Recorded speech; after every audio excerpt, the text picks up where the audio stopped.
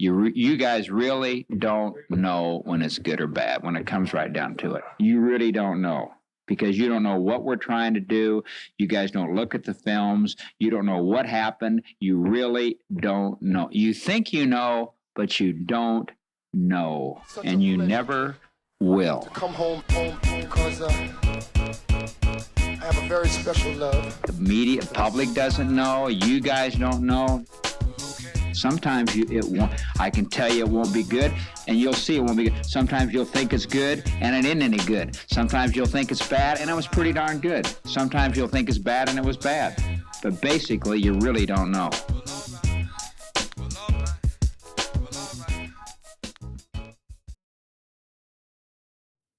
Welcome back to the Beta Boys Weekly Packers Corner podcast. We're back again. The Packers got our hopes up and then dashed them all over again here. We had a rough loss all the way back on Thursday night here to the Tennessee Titans, 27-17. I'm sure we'll have plenty to launch into on the Aaron Rodgers front here, but I wanted to start off today with what were some positives that you drew from the game there? Ed, we'll start off with you.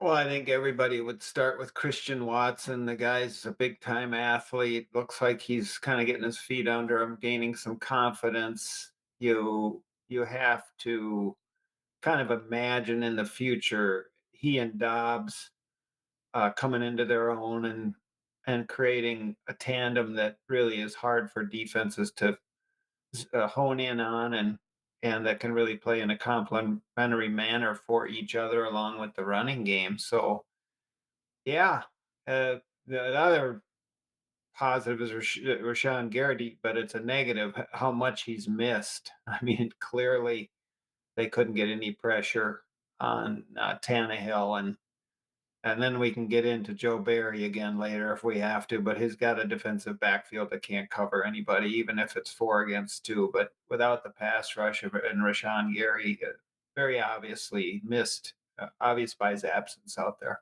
Yeah, well, we of course have 5 touchdowns from Christian Watson in the last 2 games. Plenty to be excited about there. Still plenty of room for improvement too. He's doing, kind of quizzical things. He had the drop this game on the short right now pass that Rodgers threw to him down about inside the 10-yard line. Sort of a quick screen, one of those where he makes eye contact. And Watson was just a little bit late in recognizing that, it seemed like, and wasn't able to make the catch. But obviously the explosiveness, the big playability, he can just refine a couple things there. Could be a legitimate superstar. We'll have to see how it progresses and who's throwing him the ball. Other than him, any other positives that you'd point to right off the bat here, Schmitty? No, really, the Watson deal is probably the highlight. Really, not much other than that to get all excited about. This is more so how the Packers let us down. Yeah. Well, if there is another thing we can get excited about, it's the Minnesota Vikings performance. We have that to fall back on. I guess that's kind of where we're at this point. They of course had the 40-3 loss to Dallas. They've obviously had a very good season to this point and had a big emotional win against the Buffalo Bills. But after seeing our Packers beat the Dallas Cowboys, I thought there was no chance in the world that something like this was going to happen. What do you attribute their performance there to, Dad? Well, it's a week-to-week league in the NFL, and Dallas was ripe to play better. I just think the Vikings too.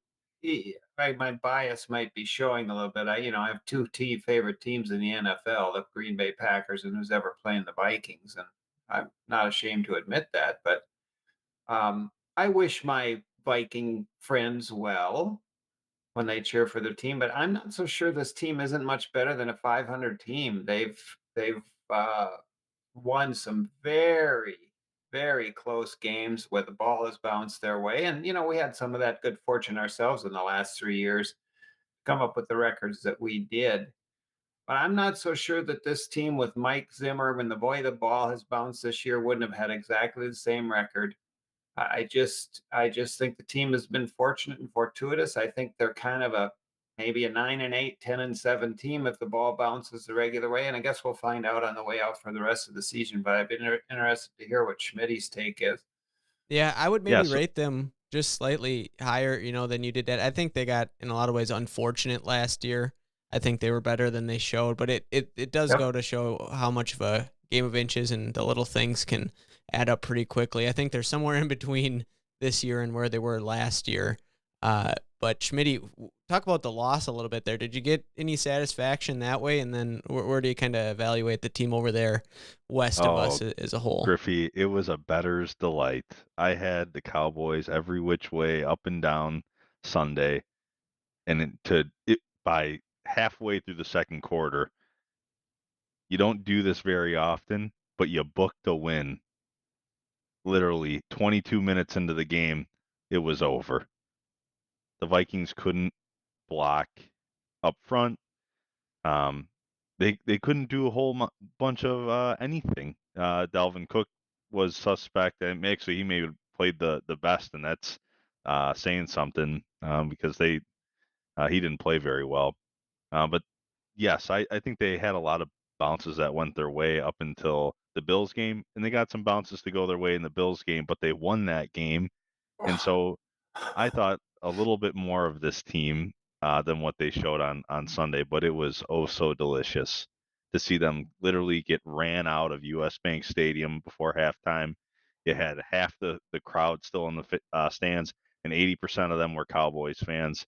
It was a sight to behold. I absolutely loved it, and it poses a lot of questions for them going forward. They're only 3-point favorites on Thursday.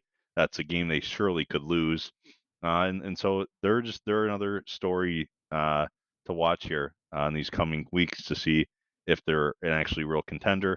They lose to the Cowboys, they lose to the Eagles, and they get manhandled by them, and um, that's quite the story going into the playoffs. Can they actually show up uh, and win a home game and then play one of those two teams?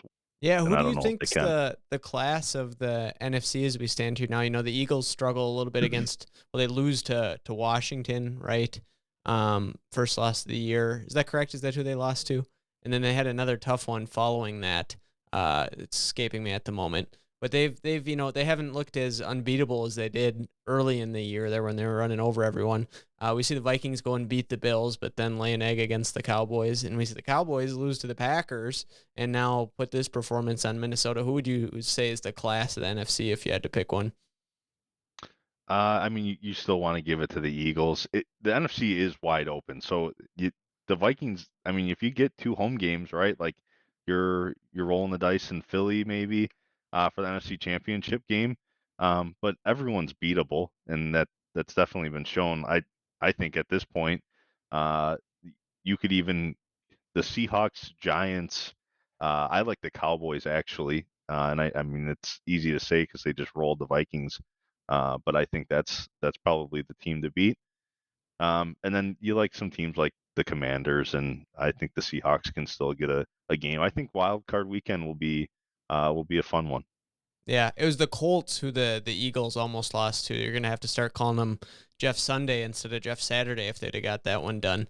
Um, but no, so they I, stumble a little bit. Dad, who would you evaluate as being the sort of I the class think of the NFC to this Schmitty point? left out a very likely contender, which is San Francisco Totally with the agree. addition of Christian McCaffrey. I might put them at the top of the heap. It's kind of reminiscent to me, like when the Packers caught lightning in a bottle in 2016, won 8 games in a row. In 2010, when the season hadn't gone well and they're lingering, what were they, 6-6, and had to win the last 4 games just to squeak into the playoffs, and then won the doggone Super Bowl. I think you look at that Niner team, they got 8 people back off injuries this past week. And with the addition of McCaffrey, they just look like a whole different outfit. And Well, and they got their other I running would, back too as well. Elijah Mitchell is right. and that's a pretty significant 1-2 punch, and he's been out almost the whole year as well. So you're right, they looked really good, and that's been a team that's obviously consistently overperformed, maybe you could say, in the postseason, but they just seem to be built for that, end of the year type of a run.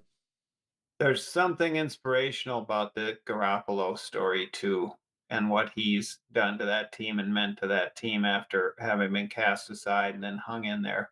Kind of a little bit the antithesis of what Aaron Rodgers looks like this year.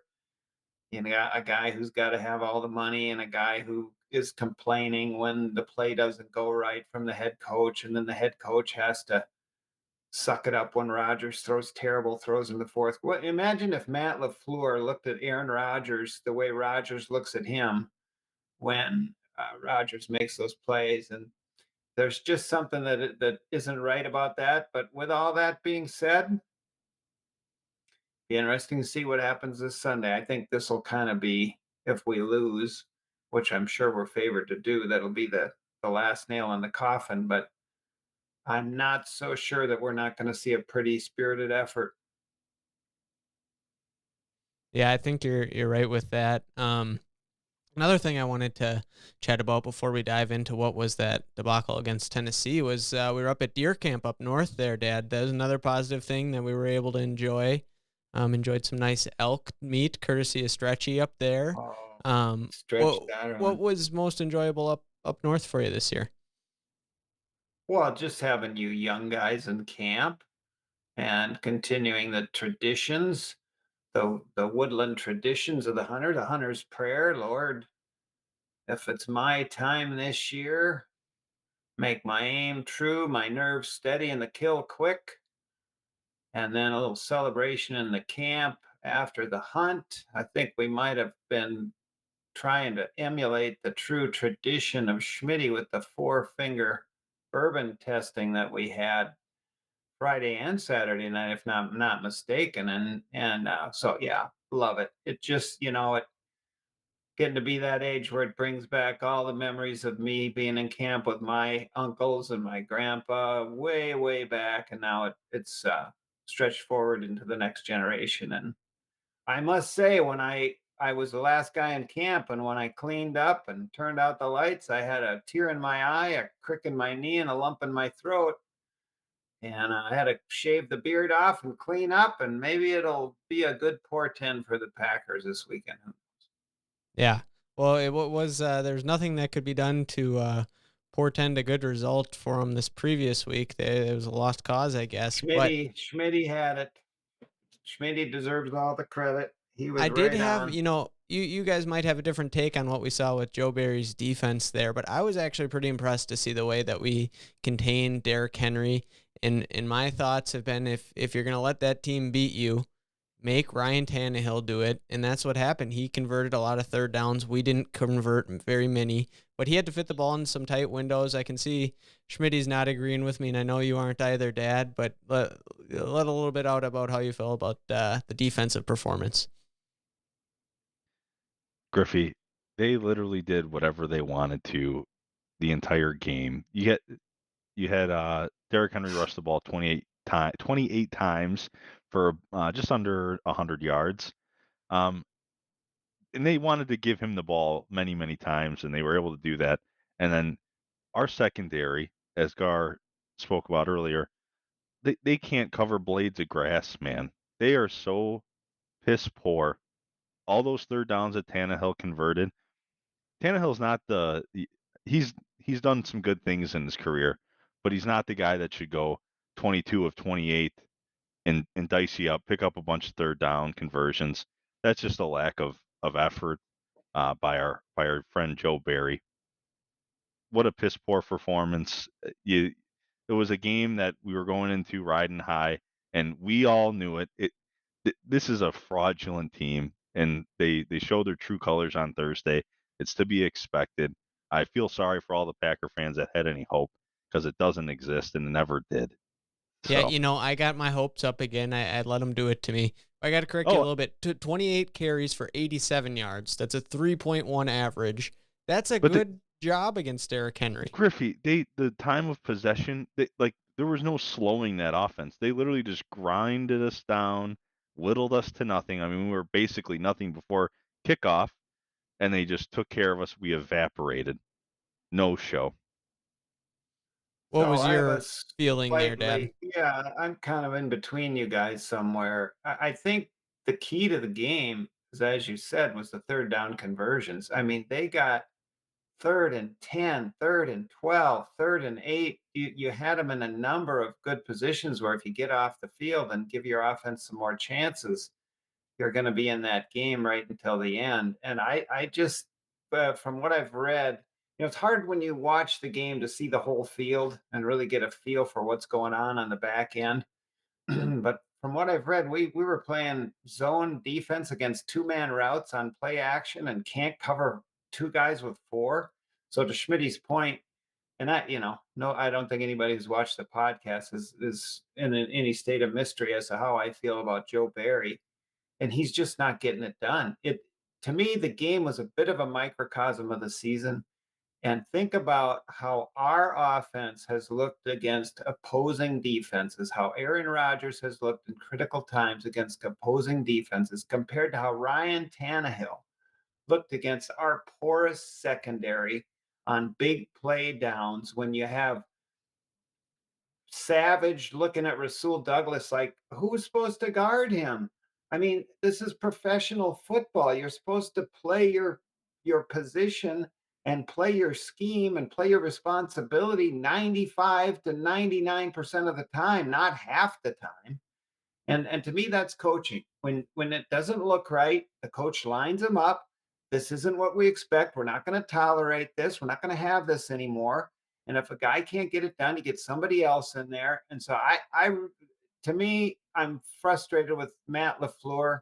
We had the same problem with the special teams coach last year. He's not. He knows there's a problem, but you got to make some kind of a change before the season is over. So I guess I'm in between. I thought that stopping Derrick Henry was great, but then you've got to have the back end support that effort on third down and keep him off the field when it's 3rd and 10, for Pete's sakes.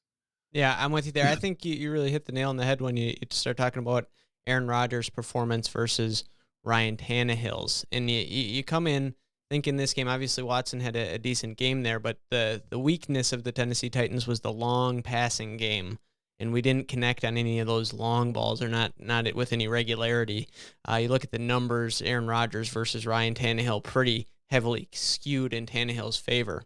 Obviously, our defense has had its issues, but when you're facing the number 32 or 30th ranked team in passing defense, you expect Aaron to have a big game. And you asked me an interesting question, and we'll have to get Schmidt's take on this, but he asked, if you switched Aaron Rodgers and Ryan Tannehill in that game, you get Aaron Rodgers going up against Joe Barry's defense, and you get Ryan Tannehill going up against his own, the Tennessee Titans defense. What does that game look like? I'm curious to hear your thoughts on that, Schmidt. We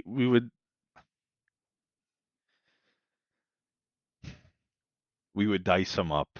If we had Tannehill on Sunday, did you see how many balls that Aaron missed? The guy couldn't put it on the hands of his receivers.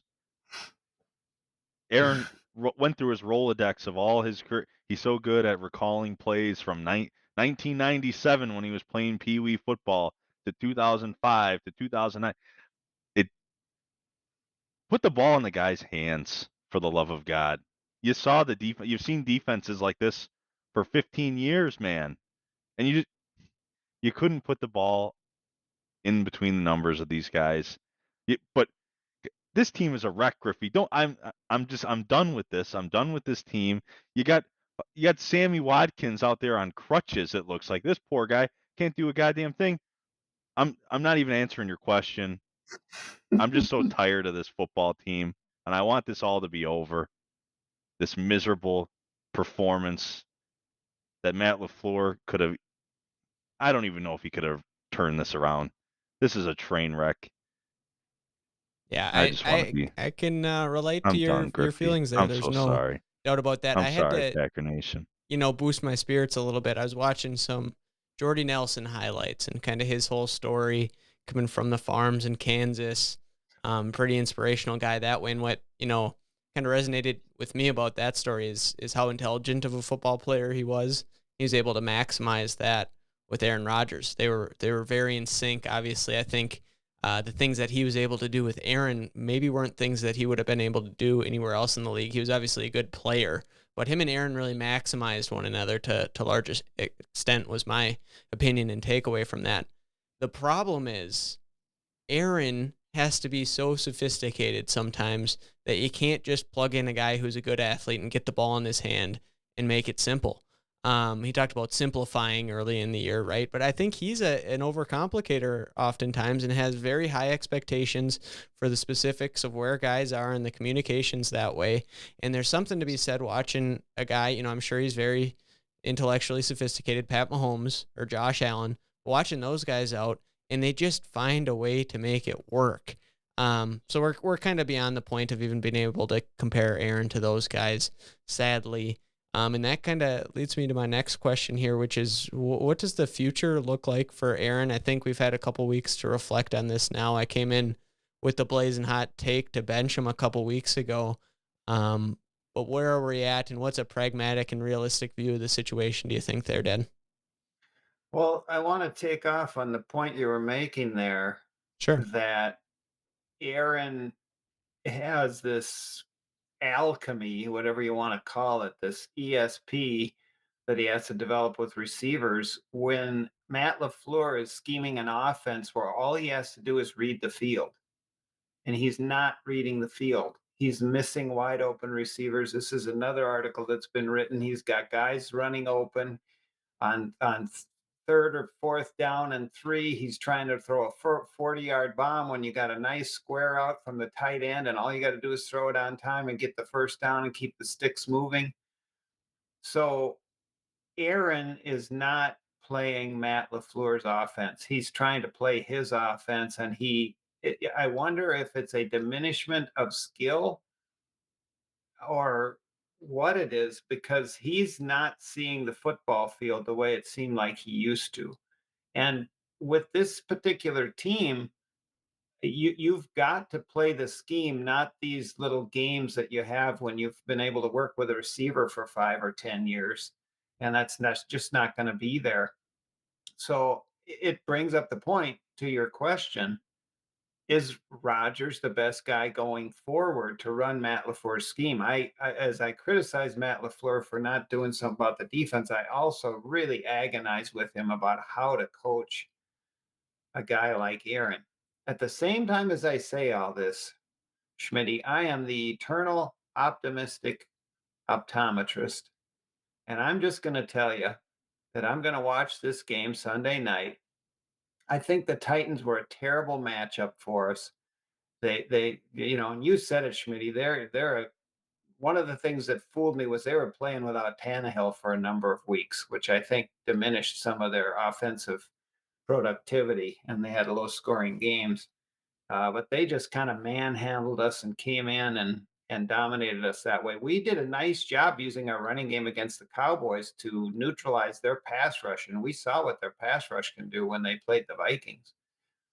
I think Philadelphia just squeaked by Indianapolis. They lost to Washington.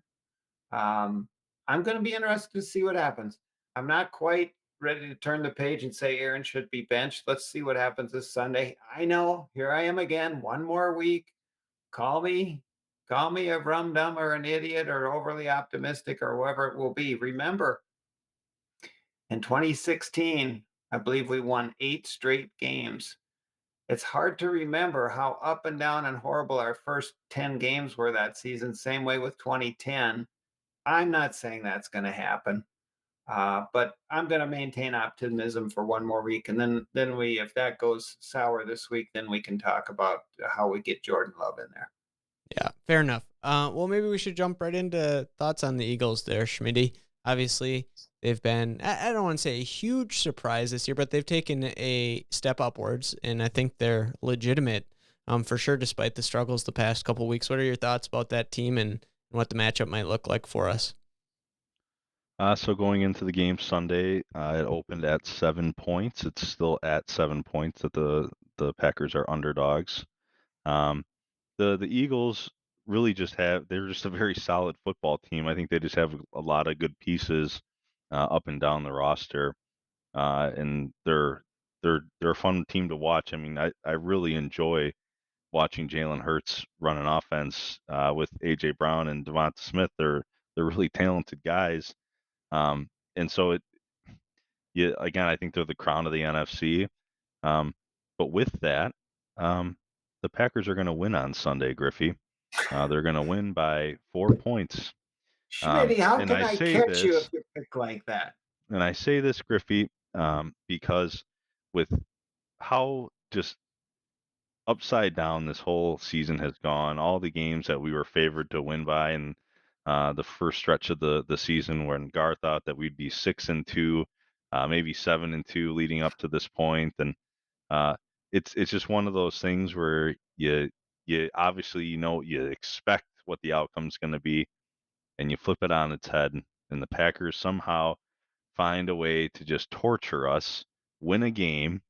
Then we start the relax. I'm watching a relax video on YouTube where it opens up with Rodgers saying RELAX, and then there's a montage of 50 touchdowns that he's thrown, and I'm all hyped up. I'm beating my chest just for us to lose the following week. But we get to have that week nonetheless. The Packers win 27-23 in Philadelphia. I love it. What do you think, Dad? I think I need to get Schmitty on a couch and and help him out with this schizophrenic Well, you know mind what of this his. means. He You know what just his pick told lambasted us. the Packers. You What is you know what this? his pick told us, right? So he's had this MO here for a couple weeks. This tells us he's very confident the Packers are gonna lose, and he's zigzagging. That's what I'm Oh, pulling from that. I was kind of going with your modus operandi there, Griff, and that if I'm going to catch Schmitty, I got to pick the opposite of him. And I was so sure he was going to pick Philly that I was going to go with the zigzag and and and pick the Packers. So I don't know. What are you going to pick?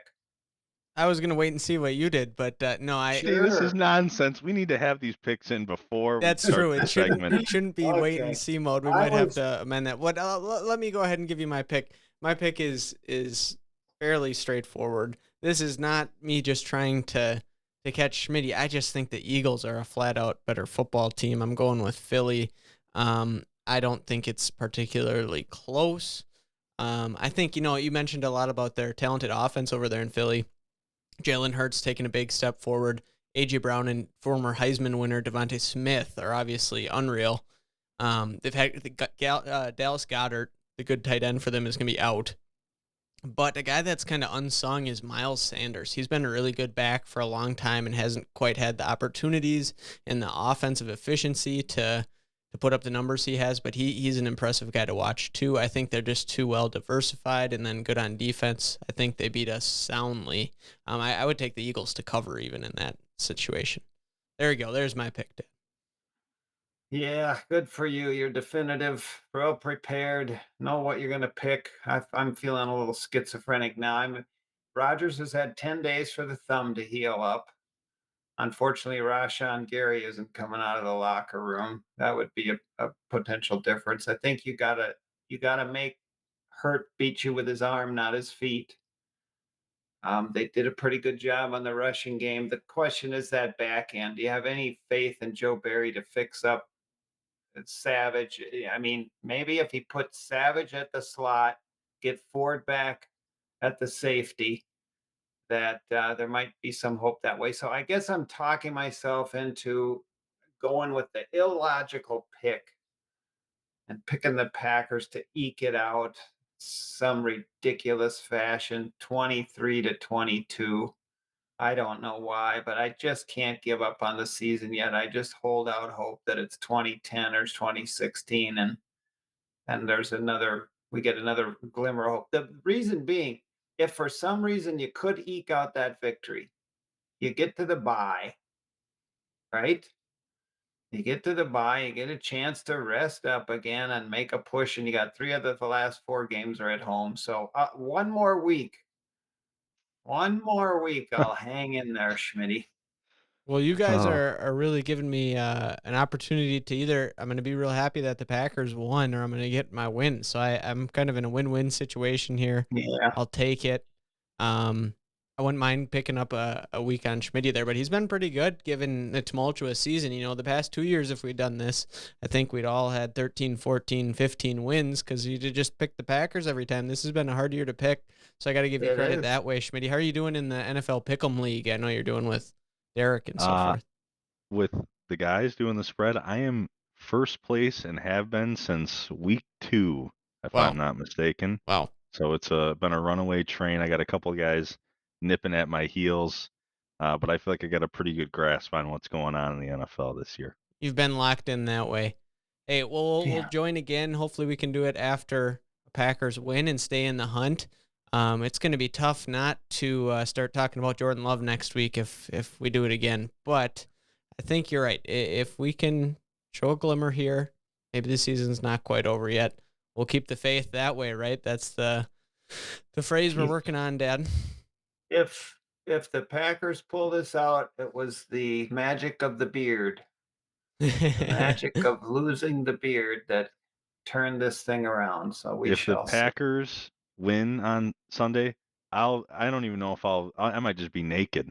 I might just be in Right a Speedo for the podcast. right I'll through be the butt naked, neighborhood. Griffey. Who cares, man? If Yeah, we you'll win have to Sunday, parade around the we downtown Twin because Cities let's there be a little honest, bit. it's just our MO to beat the best team in the NFC to get our hopes and dreams dashed in our next game, and it's all for naught. But if we win, oh, that whole 7 days is going to be so We sweet. better enjoy that The- 7 days, right? Yes, we should. Okay. Well, take care, guys. Have a good night. Thanks for joining us. We'll do it again next week. Happy Thanksgiving, everyone. Happy Thanksgiving. Happy holidays. He and his father shoveled horse shit all the days. When the lad was very young, they found a diamond in the dung, and they sent him off to college just to play.